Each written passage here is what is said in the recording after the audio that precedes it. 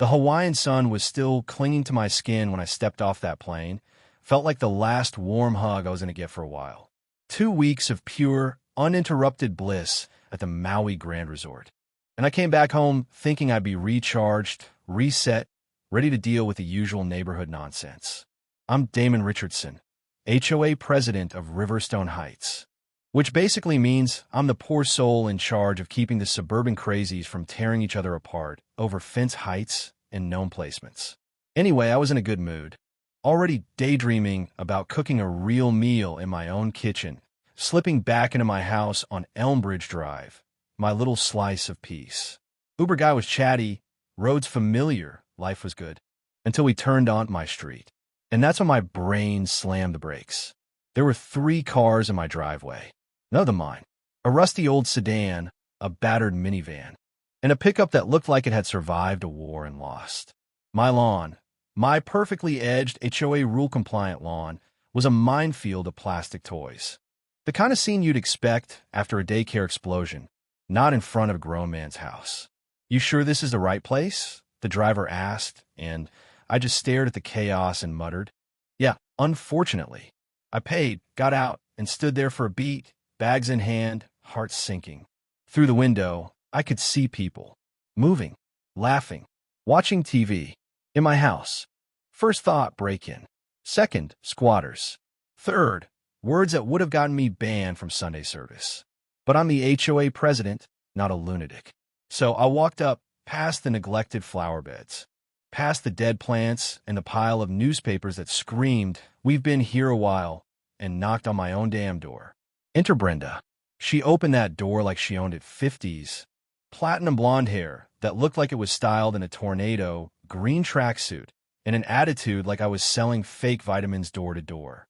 "Can I help you?" she said, looking at me like I'd brought the plague. I introduced myself calmly. "This is my house, ma'am.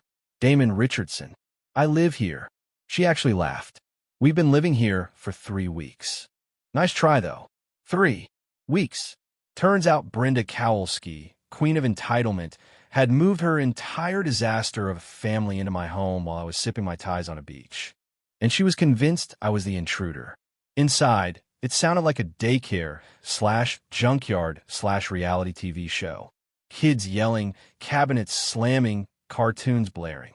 I tried showing her proof, mortgage photos, you name it. She said I could have faked all of it. I suggested we call the police to settle it. That's when she went full crazy. She started screaming, "Help! He's threatening me." And just like that, I had an audience. Neighbors peeking out, phones recording, and Brenda on the line with 911 claiming I was threatening her children.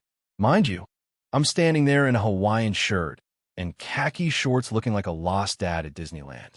Police arrive, thank God. Officers Martinez and Thompson. I show them ID, proof of residence, everything. Brenda's got nothing, no lease, no documentation. Just a story about some guy named Jeremy who told her the house was available to rent. Jeremy, as I'd find out, was her cousin's boyfriend's brother, a real estate guy with about as much credibility as a used car salesman in a trench coat. Eventually, the officers sided with me because facts still matter, thankfully, and told Brenda and her circus to pack up. That's when she accused me of racism. Said I targeted her family because they're white. Officer Thompson, who is black, looked like he aged 5 years in that moment. And then came the exodus. Brenda's kids, her sister Cindy, her brother-in-law Ron, who was drinking my $400 bottle of scotch, her nephew and his girlfriend carrying my Vitamix, even her ancient father Earl, wearing my Christmas robe, all poured out of my house like clowns from a car.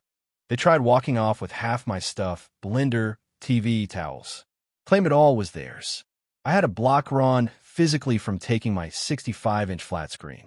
"Come on, man," he said. "We've gotten attached to it." That was the moment I knew these people were unhinged. The real kicker? Brenda said she'd sue me for illegal eviction under the Fair Housing Act. I got a call the next day from a smug-sounding attorney named Bradford Pemworth, who claimed Brenda suffered emotional distress. They wanted $50,000 in damages. Yeah, for being kicked out of a house she didn't own, didn't rent, and never had any legal right to be in. Well, I may have come home relaxed, but now I was locked and loaded. I called in favors. I had city code violations on Brenda's actual home.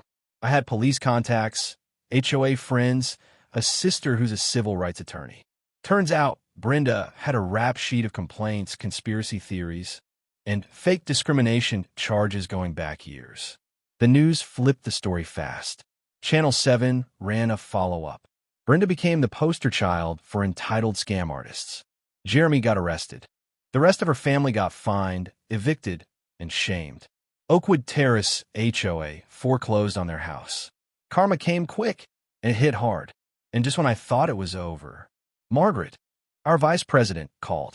"You're not going to believe this," she said.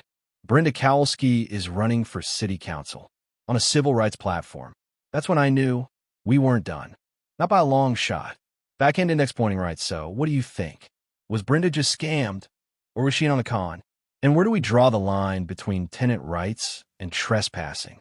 Let me know in the comments below, because this one's going to spark some serious debate.